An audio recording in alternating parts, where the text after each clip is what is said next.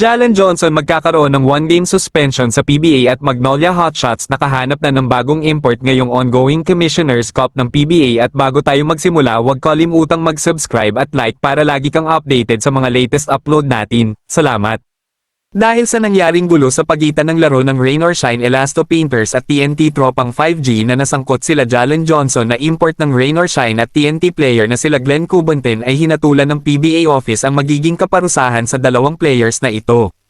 Magkakaroon ng fine ang dalawang players na nasali sa gulo at magkakaroon din ito ng suspension sa paglalaro sa PBA. Unahin na natin si Glenn Cubanten na makakakuha ng 3-game suspension na hindi makakalaro para sa TNT Tropang 5G at ang import naman ng Rain or Shine Elasto Painters na si Jalen Johnson ay makakatanggap ng 1-game suspension. Umapila ang Rain or Shine Elasto Painters sa suspension na pinato para sa import nilang si Jalen Johnson ngunit nag-deny lang ang PBA office tungkol dito dahil may rules ang PBA na kapag nanuntok ng ibang players ay automatic suspension na kaagad ang maipapataw dito.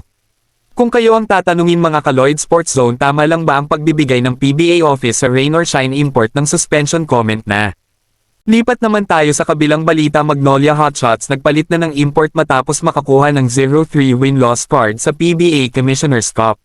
Sinabi na ang magiging kapalit na import ni Noni Amat para sa Magnolia Hotshots at ito ang Manama big man at 6'10" na si Clint Chapman.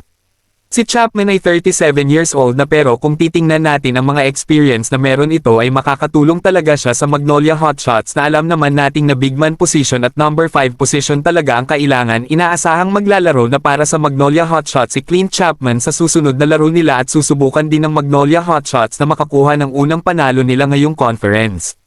Bago matapos ang ating video huwag kalimutang mag-subscribe at like para lagi kang updated sa mga latest upload natin. Salamat! Shoutout nga pala sa 8,284 nating subscribers. Maraming salamat sa patuloy na pagtangkilik sa ating mga videos.